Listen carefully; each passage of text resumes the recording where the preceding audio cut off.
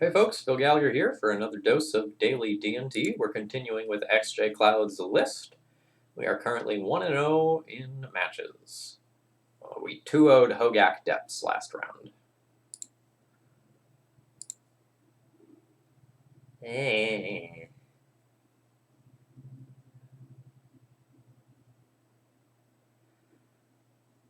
I would be very happy with this as a 6-card hand.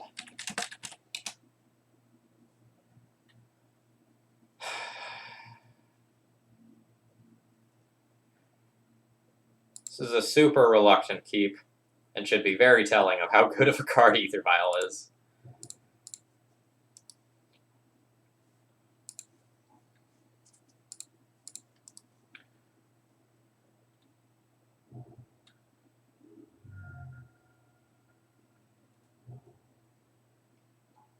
Okay, this is about the ideal for us.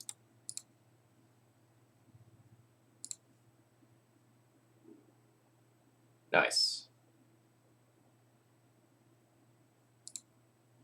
So I think we're just going to Swords to Plowshares this turn, play it around a daze here, and then pass the turn. I'll then port them into Oblivion and play Tomic.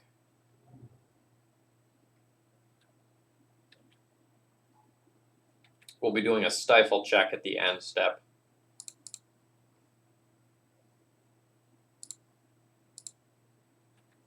Gotta keep them honest when they're playing Stifle. Oh, that's very good. Because next turn I can play that through Spell Pierce and equip it to Tomic. We're going to let the Delver trigger resolve. It is a Force of Will. We're going to let that Fetch land resolve. We don't want to let them Brainstorm in response. And I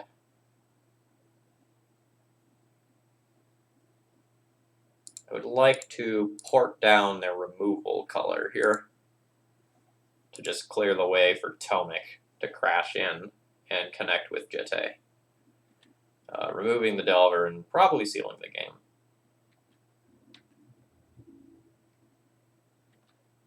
If I had other gas in hand, I'd 100% trade Tomic for Delver here. But I don't. Kiln Fiend! Oh, baby. I like this.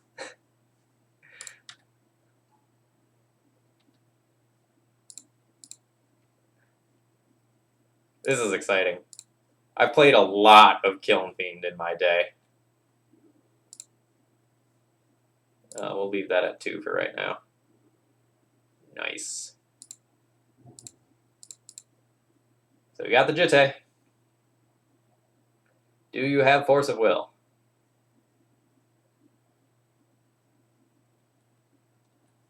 A daze is acceptable.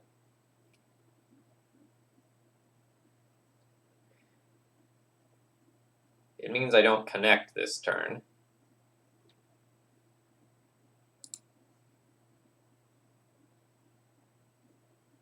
Yes.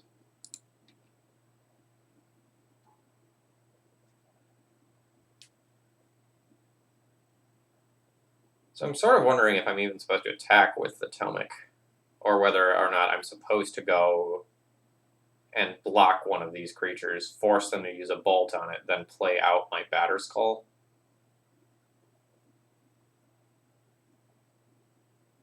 Because I feel like just equipping Tomic next turn and trying to get in is just setting myself up for, like, Bolt or Chain Lightning to just blow me out.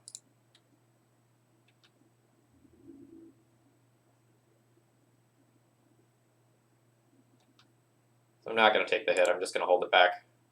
Or sorry, I'm not going to hit them with it. I think I win this game based on my permanence, not based on life total. Well, I suppose I don't always want to yield to Kiln Fiend.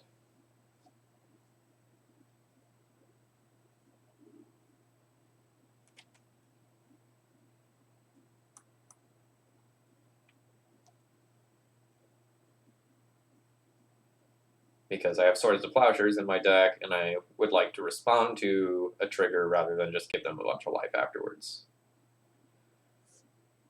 Alright, Lightning Bolt on Tomek. And I get hit for a mighty amount. Stifle check. Didn't have it.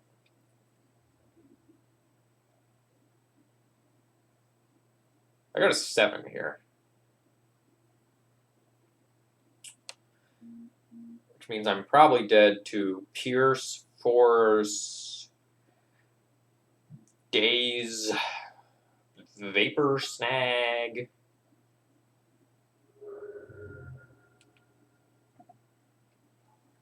Oh, big yikes.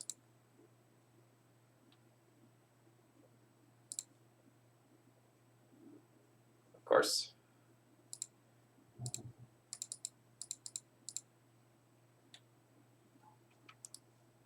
Alright, let's see if this is enough.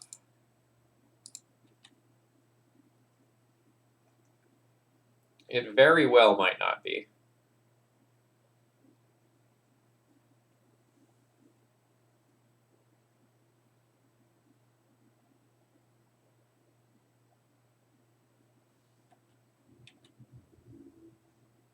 This is what I was afraid of.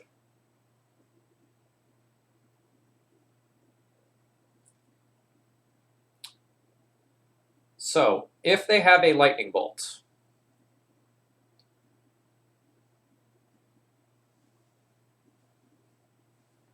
I am going to lose if I block the Delver, because they bolt their own creature and then hit me for 7 and I don't gain any life. If I block the Kiln Fiend and they have a bolt, I take 7, go to 4, and then I'll be dead on board if the Delver flips.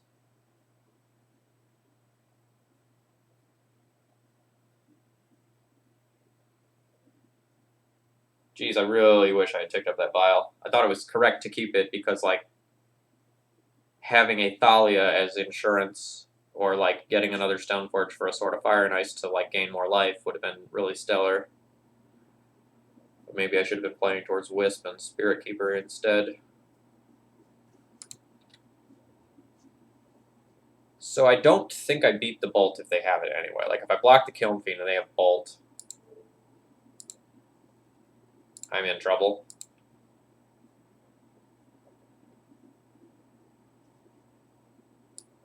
Yep, that is exactly what I thought was going to happen. And then I take 7 and die. Man, not ticking up the vial there was super costly. Alright, so we're playing against Blue-Red Delver, basically. So we'll probably board in a handful of removal spells and call it good. We don't need to get too fancy here.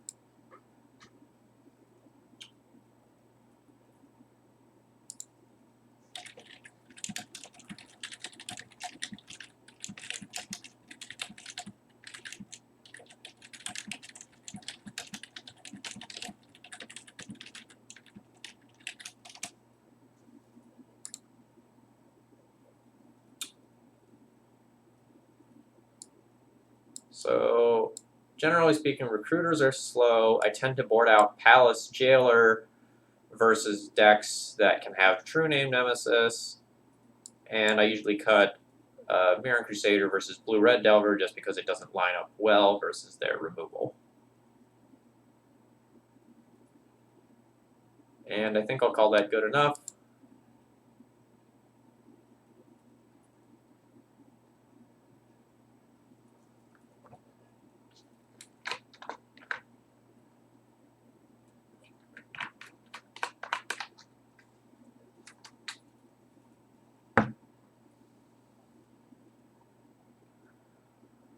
Post-sideboard games get a little harder when they do actually have access to ways to deal with my equipment.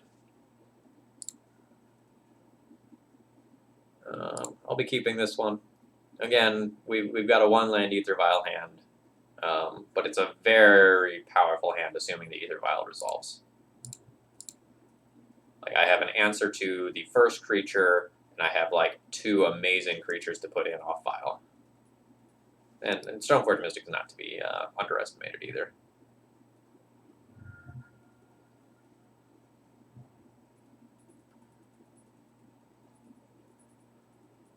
So I think I'll just be Swords to Plowsharing that on site.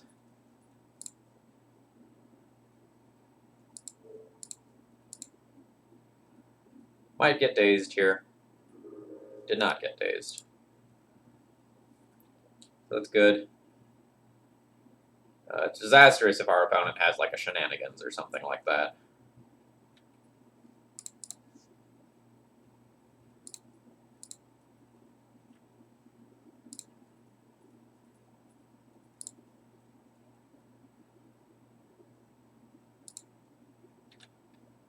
So I'll put in a Thalia during their upkeep.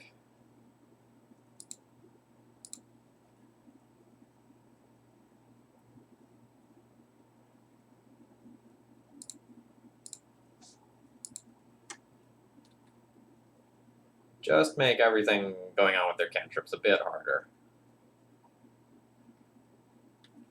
Yeah, Delver's fine.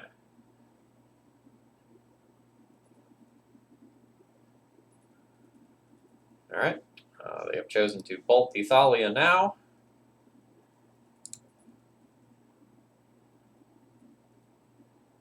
I think I'm going to leave that at 2 for a turn. And just dump this Stoneforge in. I kind of need my mana. So I'm going to go ahead and play this Jitte into a Daze or Force, because I effectively have 2 more pieces of equipment in hand.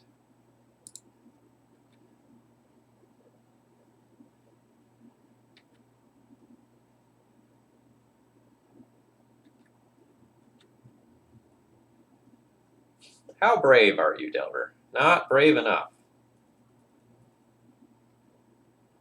Kiln Fiend. That's A-okay with me. Kiln Fiend happens to be very bad against my friend Flicker Wisp, and I have 2 of them.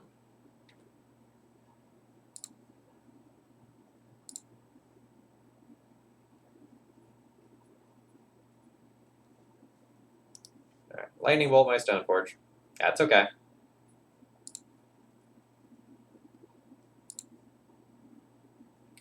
Nice.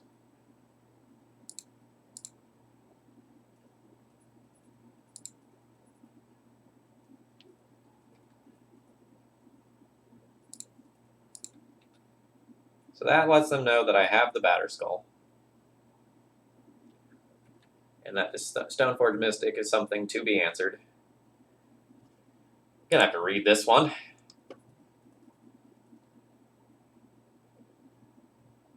So it can make me discard or give a creature +2/-1. Okay.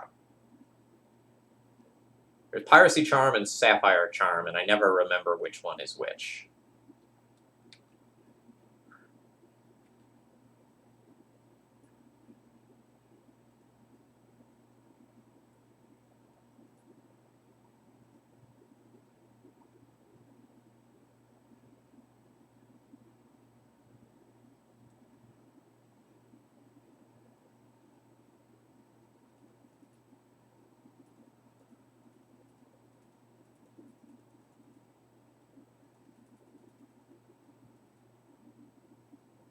Yeah, I think this is as good a time as any to cash in my Flicker Wisp.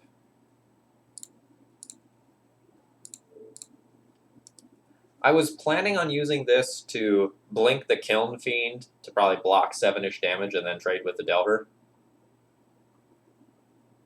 But the Piracy Charm messed that up. So it's like totally a fine opportunity. Taking 10 from that Kiln Fiend is pretty savage.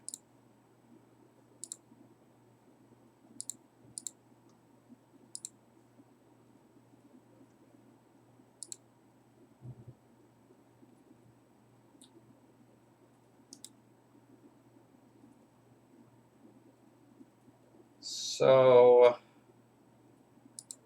let's not let my opponent put a True Name Nemesis into play if they top deck that. I don't even know if they're playing it, but like, let's not let it happen.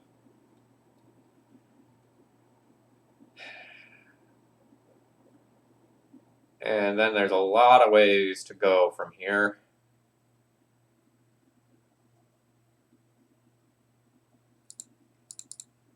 Play around a Stifle and put this in play.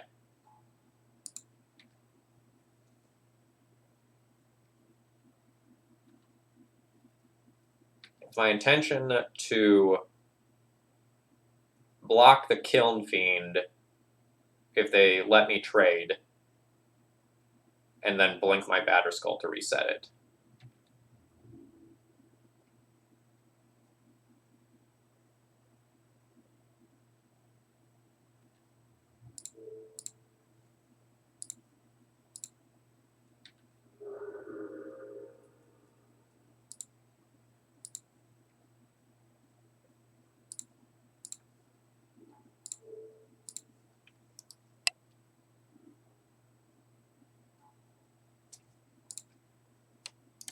Always no to that.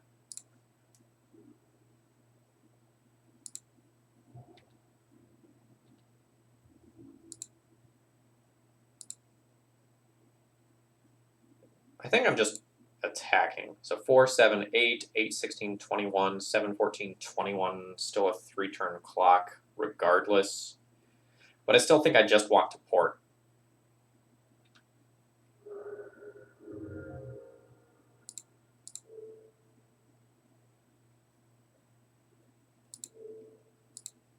We're going to port them off of red, because the red cards are going to be the ones that might interact with my other piece of equipment here. And top decking a land probably means that I gain enough life that this game's just over. Bottom with that.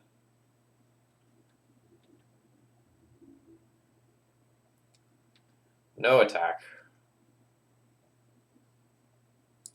Mad respect. Still no stifles. Viling in, Sword of Fire and Ice. You got me. You got me.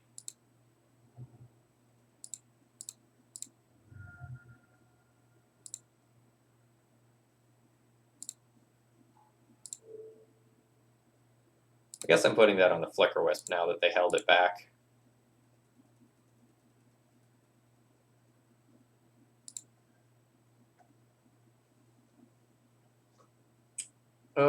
I don't think I'm going to change anything when I'm on the draw based on what I saw. So one thing I didn't explicitly talk about before that I want to mention now, Phyrexian Revoker is staying in the deck because it's something that can trade with a Kiln Fiend. Like, it has 2 power, I can play it on turn 2. That is why it is in the deck. Because, like, normally it is just not good versus Delver.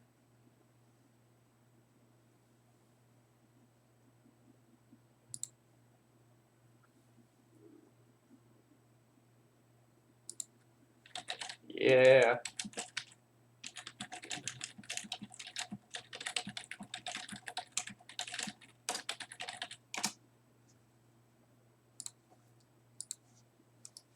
So I have a great hand.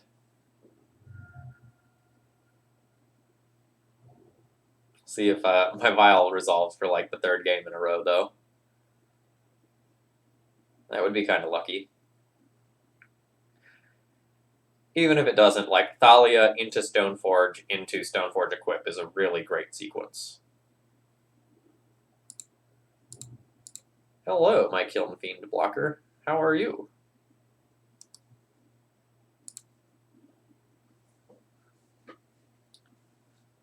So this is one of the downsides of playing Kiln Fiend as a threat. Like, if you daze, you can't just go and play it on turn 2 afterwards. It's fine to play 2-mana threats in Delver, but it has to be something that has a huge impact on the game. Young Pyromancer and Dreadhorde Arcanist are the 2 more popular options in that regard.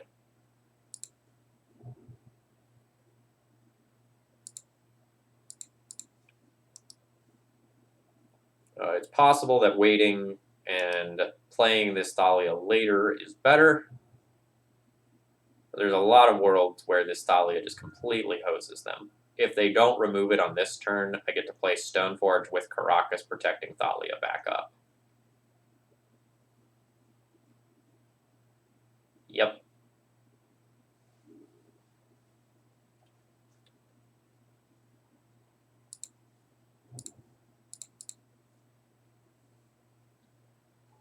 So like the Stoneforge now gets to resolve, and I get to take my choice of equipment.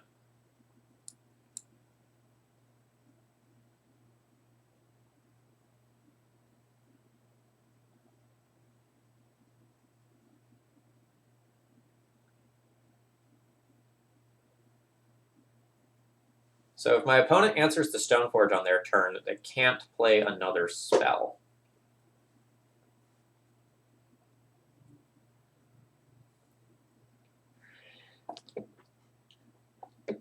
Excuse me. I think I want to get Jitte for the sake of my own mana curve. Because if my Stoneforge gets removed, it's something that I can play next turn without tapping my Caracas.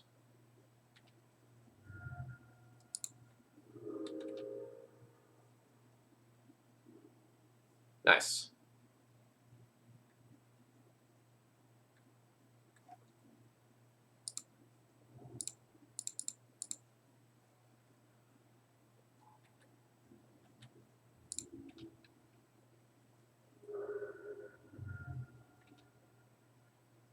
Thalia really playing havoc on my opponent's hand.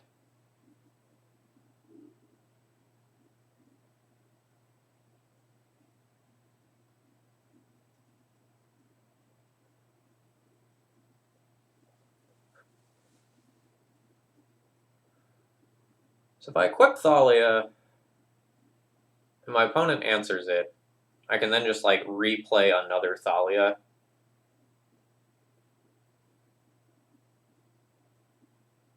Or even replay the same Thalia if I'd like. But there might be merit to just like not even going for the equip this turn. And then just like playing Revoker and Stoneforge. Which I kind of like.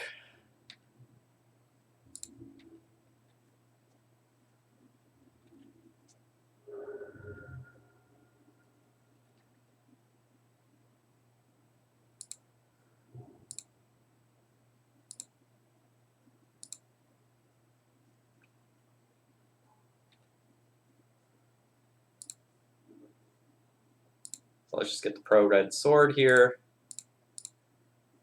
Then play a Revoker.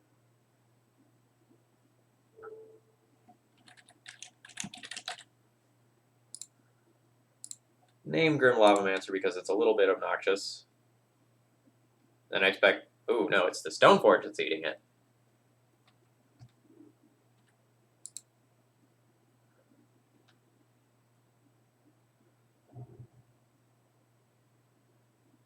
The great thing is if they tap out for something like True Name Nemesis, which is one of the cards... Oh, yikes. Well, I've seen so many copies of this card, which is one of the cards that I'm most scared of right now. Actually, a land is a fantastic draw.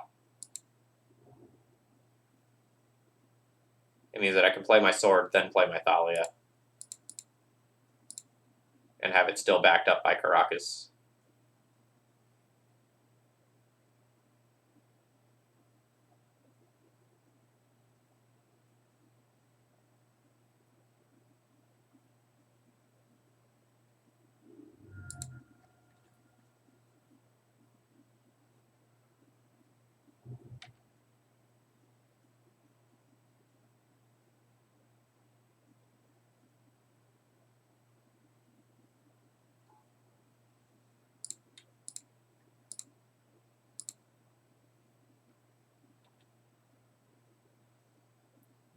So can you force my Thalia?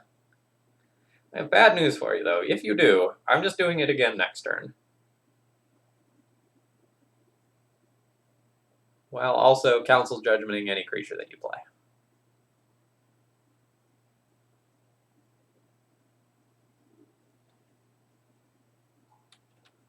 Man, this Thalia is a house.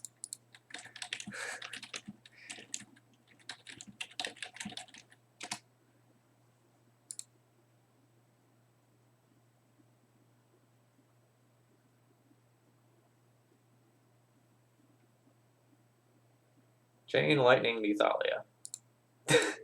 My opponent says, kinda.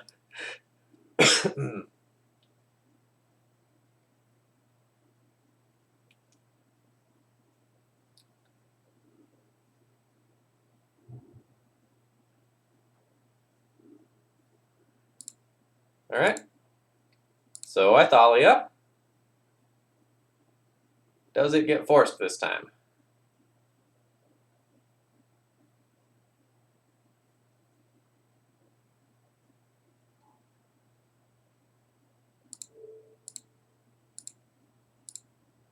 Alright, attempt the equip.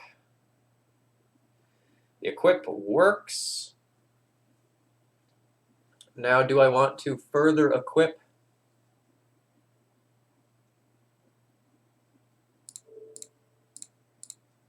Further equipping seems pretty safe.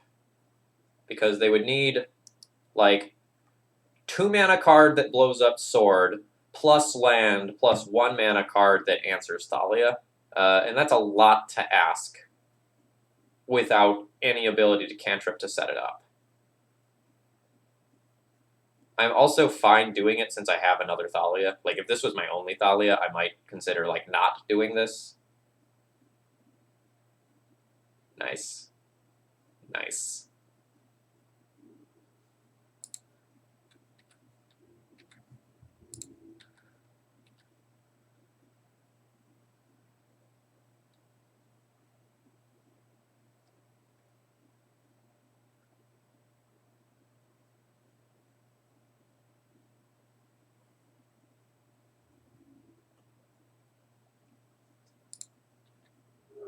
So my opponent says that they could have killed this Thalia with the Blazing Volley on turn 2, but they chose not to try and wait for some more value.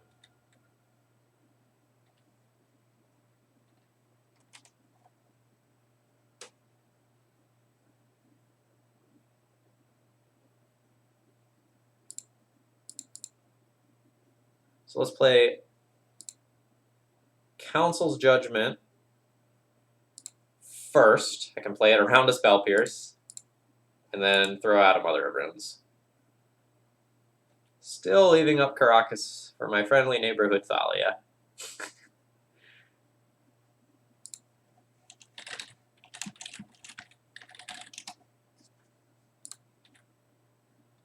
The nice thing is that, like, I have 2 different lethal threats on my turn.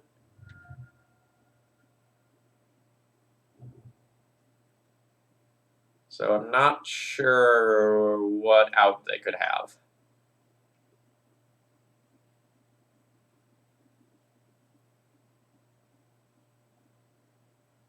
Okay, they can kill my Mother of Runes. That's fine.